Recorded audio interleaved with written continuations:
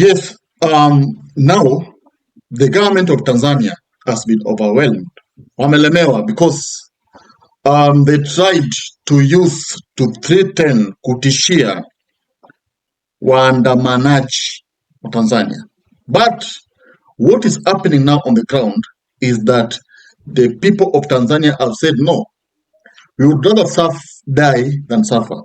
That's what I've seen from the maandamano mass action, because the military was deployed, okay, and the government even tried to circulate news online that there's no maandamano. But what we are seeing there is that maandamano is there, and maandamano is just lethal. Watch it.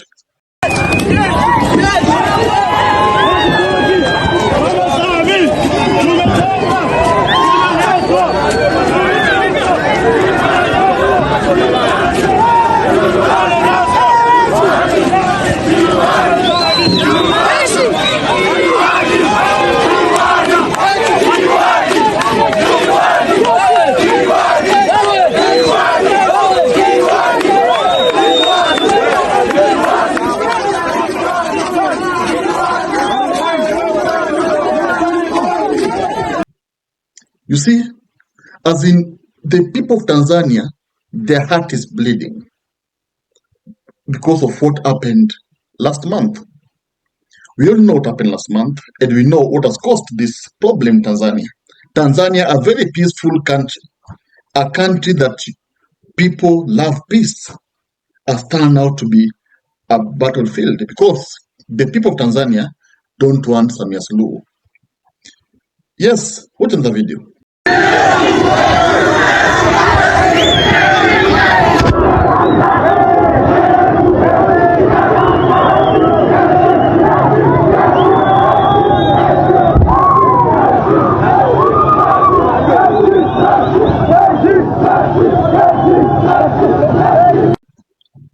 They don't want Samia Suluhu. They don't want Samia Suluhu. They don't want Samia Suluhu. Okay? Now, why do you think that maandamano is there? Why do you think that people are angry?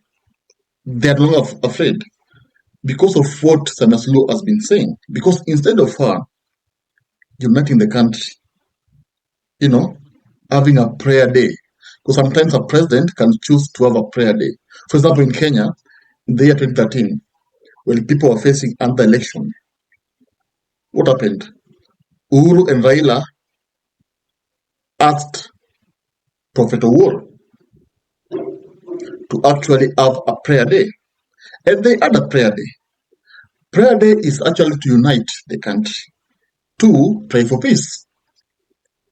Because of what happened in 2007 in Kenya. People fought and people killed each other.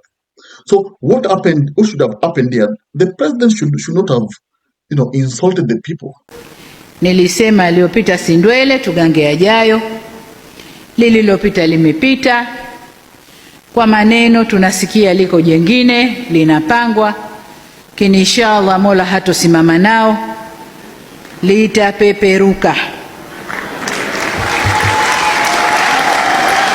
Lakini nataka niseme.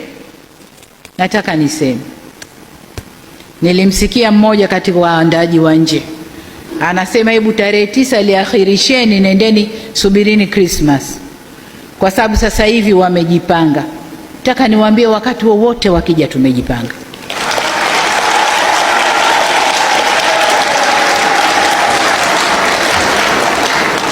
Wakati wowote wakija tumejipanga. Telling them that mulilipwa, sije mkijaribu mtaona. That's provoking people. And a leader is a symbol of peace in a country. For example, in Tanzania, Samia Suluhu should act as a symbol of peace. Yes. Now, see, the world is watching. The world knows that Samia is not a good president. Fire is burning all over. Watch. Fire is burning all over. Yes. Some reports say that, she has escaped. She's not in the country, whatever. Some rumors are out there. But the truth is, the people of Tanzania don't want Samia Suluhu. They don't want Samia Suluhu.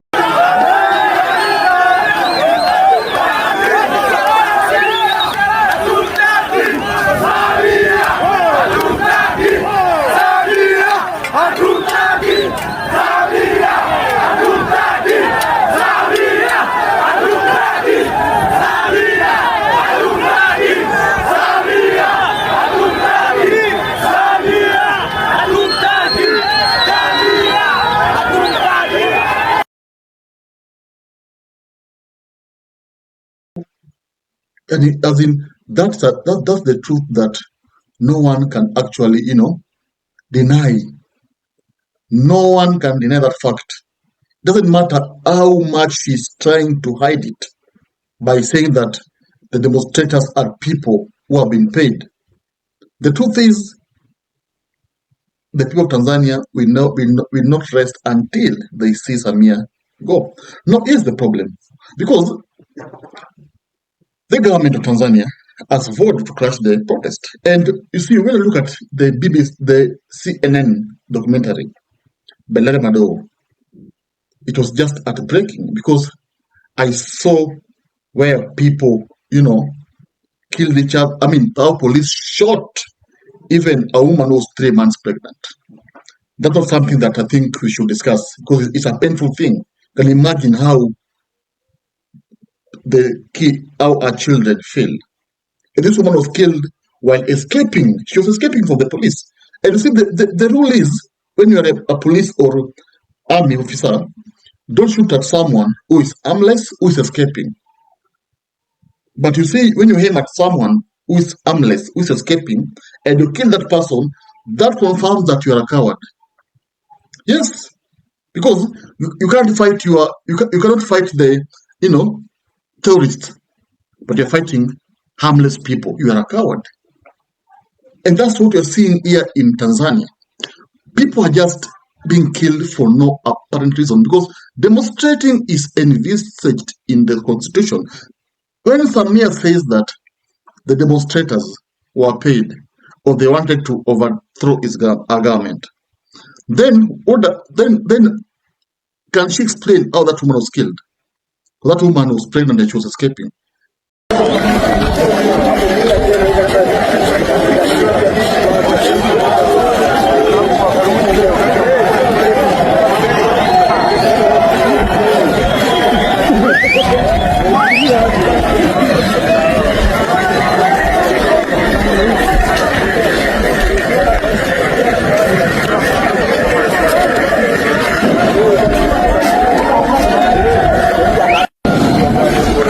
Because you cannot convince me that that woman was paid by who.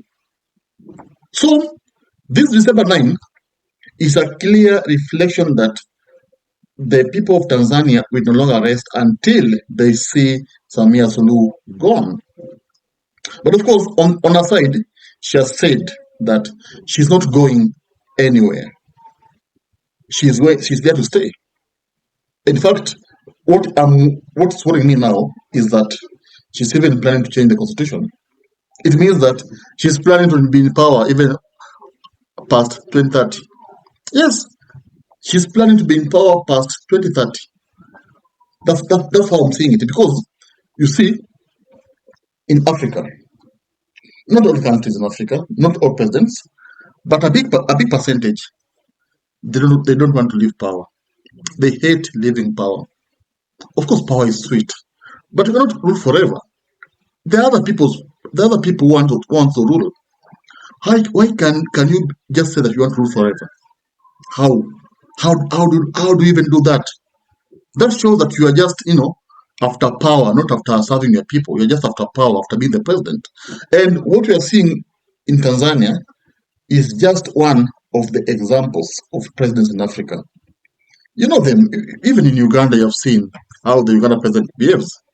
Right now, he's seeking another term, and he's been in power for almost 40 years or over 40 years. Something 40 years. I mean, 40 years being in power. My friends, power is sweet. Power is so sweet. But now, power should not make a leader lose humanity.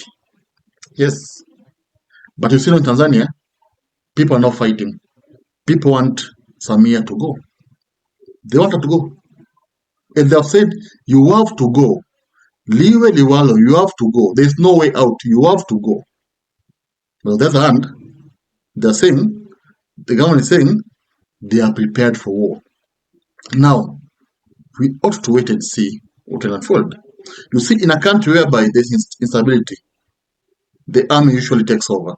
Yes. Vita ikiwa sana, jeshi uchukua. And in Tanzania, the way I think things are going, If they continue being this way, I'm afraid Samia Suluhu will lose presidency, because the army will tell her, no, madam, it's time we act. We have seen you, we've been watching you. The best thing to do here is we need to ask you to leave now. That's what happened in Zimbabwe. Mugabe was confronted and told, sir, you need, in fact, they call you sir, you need to leave now. The people of this country have had enough. And that's where, Tanzania is headed. Because a country can't just be chaotic. No loans, no investors, no tourists, no peace. Then if you're the problem, leave. Yeah, if the president is the problem, then she has to leave. Lazima toke aende. Because that's the only solution. Or she accepts to have another election. Of course, now she's sworn in. She can't do that. She can't do that. Anyway, guys, let's pray for Tanzania. And of course, if you're my first-time viewer, always remember to subscribe so that we always meet you whenever you have this content pertaining what happens in politics. Thank you. If you love politics, then Dr. Politica is your cup of tea, the place for minds that think. If you are watching this from anywhere else, search the name, hit subscribe, and stay sharp with us.